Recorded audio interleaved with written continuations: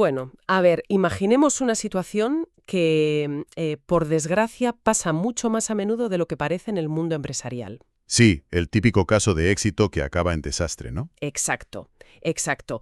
Una gran compañía lanza su producto estrella, venden millones de unidades, rompen todos los récords de facturación del trimestre, descorchan el champán y... Y al finalizar el año fiscal, se dan cuenta de que están al borde de la quiebra. Eso es. Madre mía, es que es un escenario terrorífico. ¿Y cuál es el motivo? Pues resulta que el coste astronómico de, no sé, climatizar una enorme nave industrial y el mantenimiento de la maquinaria se estaban devorando silenciosamente los márgenes de beneficio. Claro, porque el sistema contable simplemente ocultó ese impacto. O mejor dicho, no supieron leerlo. Totalmente. Para mucha gente, calcular el coste de un producto es como hacer una radiografía médica, ¿sabes? Se espera ver el hueso con total nitidez, como una verdad matemática inamovible. Y esa es una de las grandes falacias del mundo corporativo, fíjate. La realidad que muestran los manuales avanzados de gestión que hemos analizado es que esa radiografía, bueno, no existe. No existe. Ostras, eso asusta un poco si eres inversor. Ya te digo, cuando hablamos de la totalidad de los gastos de una fábrica, la contabilidad de costes se parece mucho más a, digamos, una pintura impresionista. Una pintura impresionista, me gusta esa analogía. Sí, porque al final es una representación de la realidad basada en las interpretaciones de quien diseña el modelo, no es una ciencia 100% exacta. Pues precisamente por eso, la misión de nuestra inmersión profunda de hoy es desgranar uno de los mayores dolores de cabeza para cualquier analista financiero. Los famosos costos indirectos de fabricación. Eso es. Los CIF, también conocidos en gran parte de la literatura como carga fabril. Tenemos sobre la mesa una pila enorme de fuentes documentales, desde análisis académicos hasta tratados teóricos y diagramas de procesos. Hay material para aburrir, sí, pero es fascinante.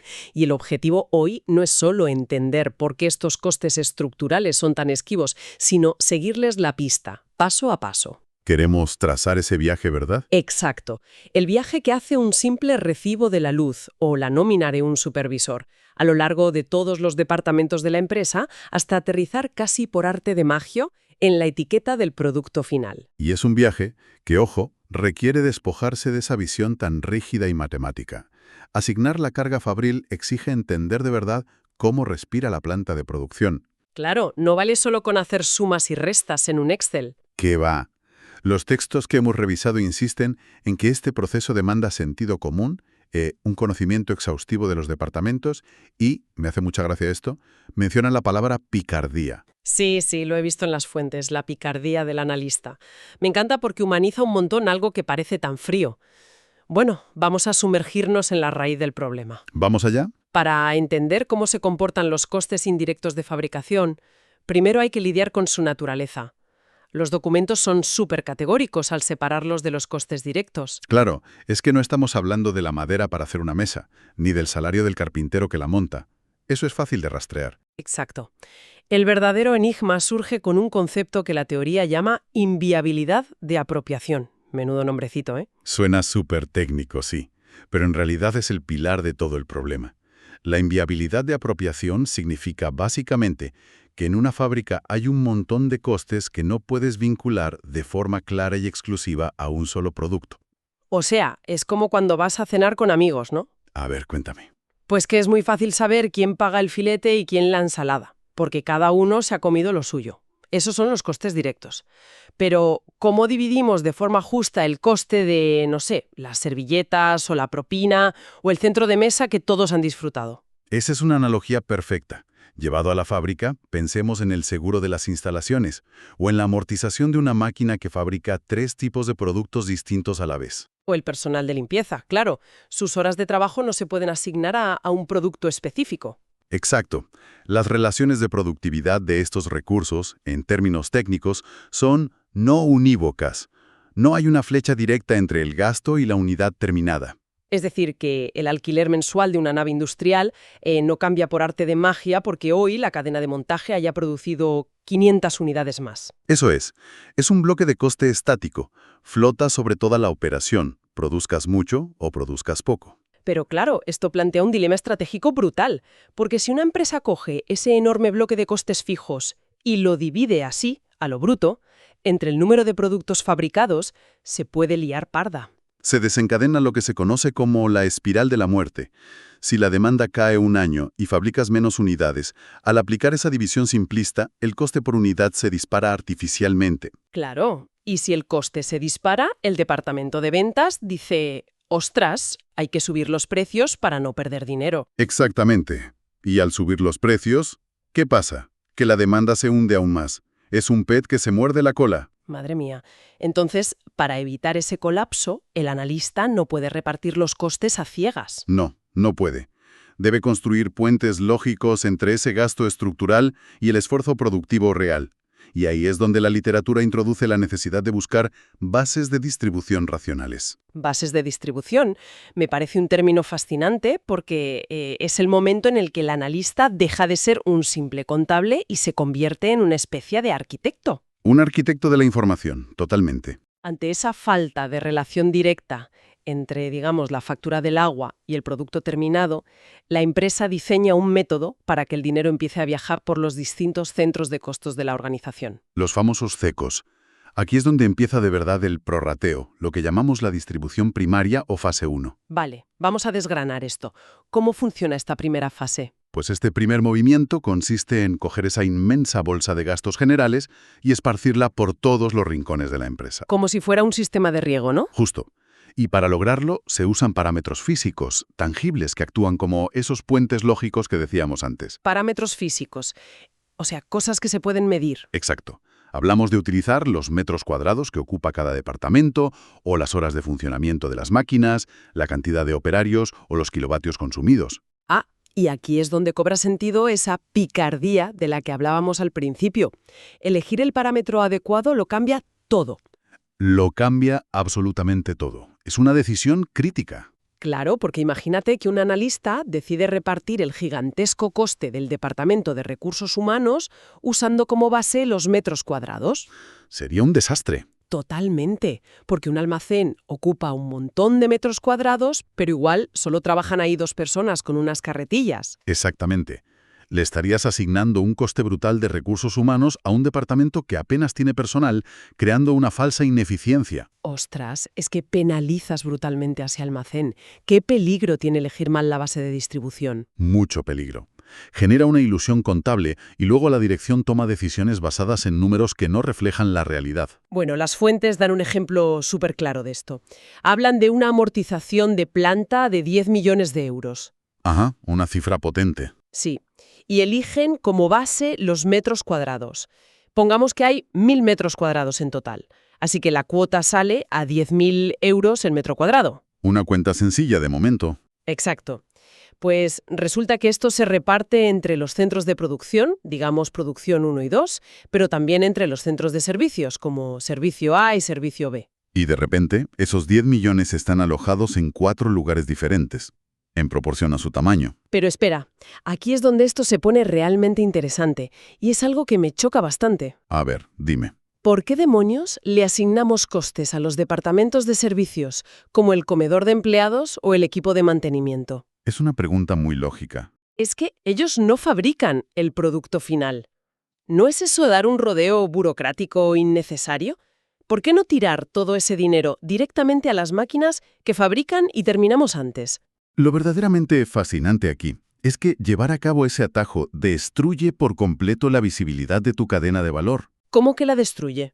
A ver, la literatura académica sobre esto argumenta que es imposible valorar el esfuerzo productivo real si invisibilizas la infraestructura que lo sostiene. O sea, que una línea de ensamblaje no funciona en el vacío. Claro, depende críticamente de un equipo de mantenimiento. Y un operario necesita un comedor o unos vestuarios. Los centros de servicios, que los textos llaman acciones mediatas, existen por y para apoyar a la producción. Entiendo. Si lanzamos todo el coste general directamente a las máquinas, estaríamos fingiendo que el comedor opera a coste cero. Eso es. Generarías una ceguera gerencial tremenda. Porque, ¿cómo evalúas si tu equipo de mantenimiento es eficiente si no sabes cuánto te cuesta realmente mantenerlo abierto? Ah, claro. Al asignarle a mantenimiento su porción justa de la luz, del alquiler y de los seguros, la dirección puede cuantificar su coste real. Y solo con esa cifra en la mano puedes debatir cosas como Nos sale más a cuenta externalizar el servicio de limpieza o mantenerlo interno. Vale, vale. El argumento de la visibilidad es aplastante. Omitir este paso es navegar a ciegas.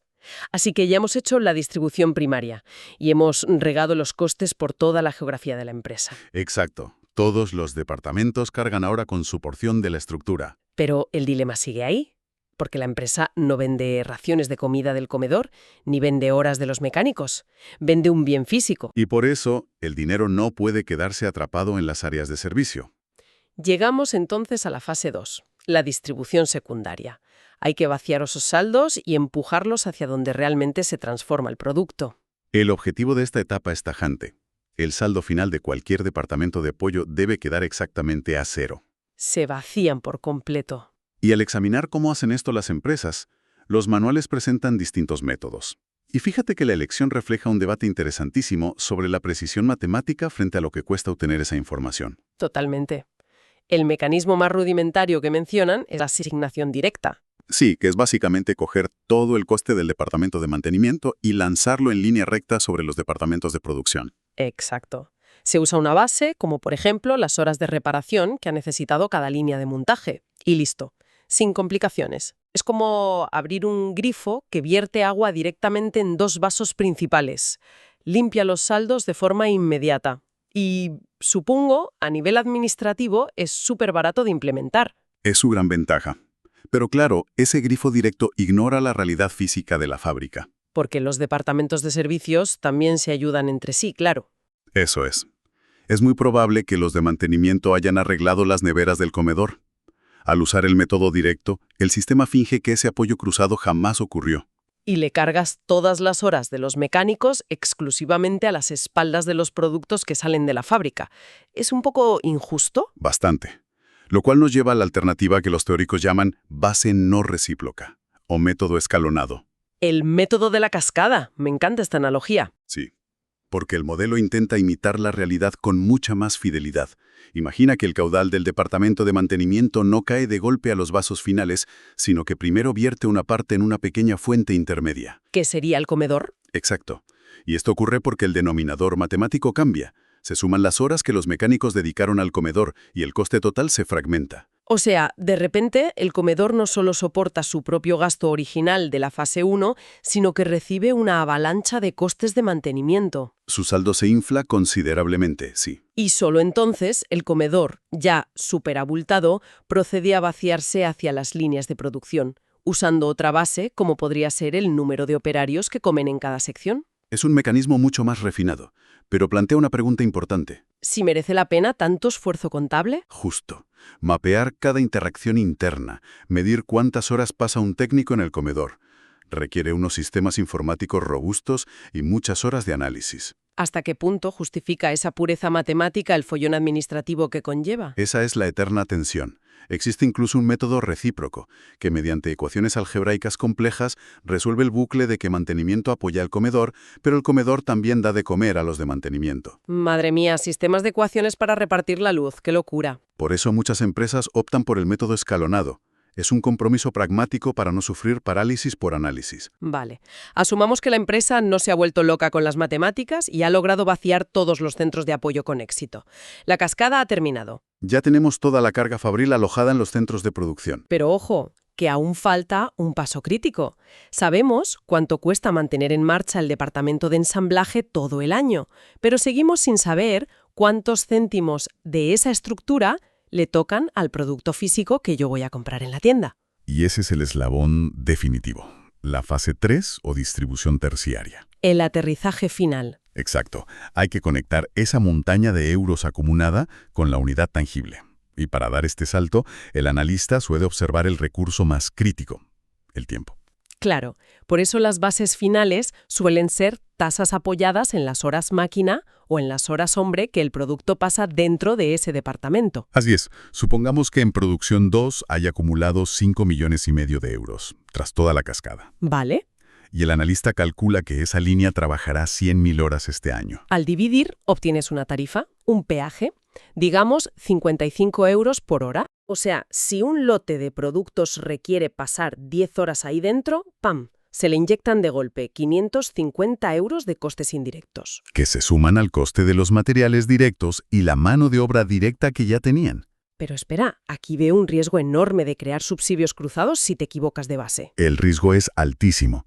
Imagínate una fábrica que produce dos cosas distintas. Vale, digamos un producto muy artesanal, hecho a mano, y otro súper automatizado, hecho por robots. Perfecto.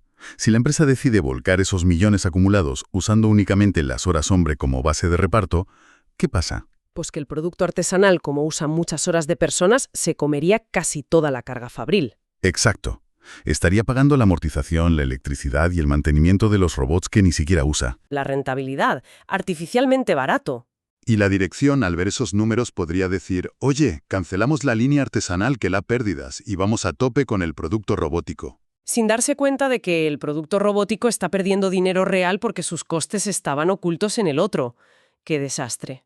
Un fallo sistémico que puede hundir a una empresa mientras creen que están maximizando beneficios. Increíble. Todo esto consolida la idea de que el coste indirecto es como un viajero corporativo con un pasaporte lleno de sellos. Me gusta esa imagen. Sí, piénsalo. El viaje empieza siendo un simple importe en una factura global de electricidad. Recibe su primer sello en la distribución primaria, aterrizando en mantenimiento por los metros cuadrados. Luego coge sus maletas, baja por la cascada de la fase 2 y recibe un segundo sello al hacer escala en el comedor. Sigue su camino, entra en la línea de producción y tras calcular las horas de máquina en la fase 3, Recibe el último visado para aterrizar, casi de forma invisible, en la etiqueta de precio. es que es un ecosistema vivo. Cada paso, desde el riego inicial hasta el goteo final, altera el peso financiero de lo que se fabrica. Y aunque es vital para cumplir con las normativas contables, su verdadero poder es actuar como el sistema nervioso central de la empresa. Claro, te permite saber si bajar los precios es una buena estrategia de mercado o un suicidio financiero. Exacto.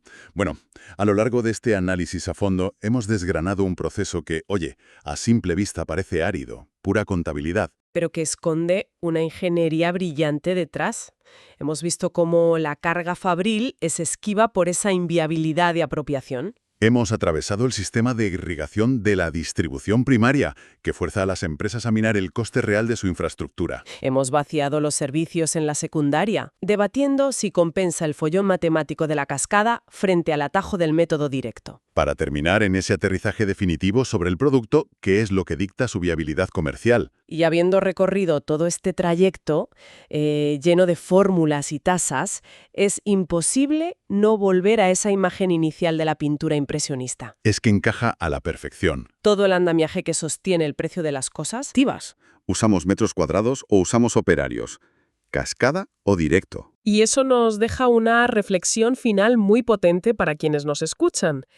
Teniendo en cuenta todo este baile de números y suposiciones, el coste final de un producto jamás ha sido una verdad matemática absoluta dictada por las leyes de la física. Es una narrativa. Es, en última instancia, una historia económica cuidadosamente orquestada sobre cómo una empresa interpreta su propio esfuerzo. Sin duda, una idea para masticar la próxima vez que miremos la etiqueta de precio de cualquier cosa que vayamos a comprar.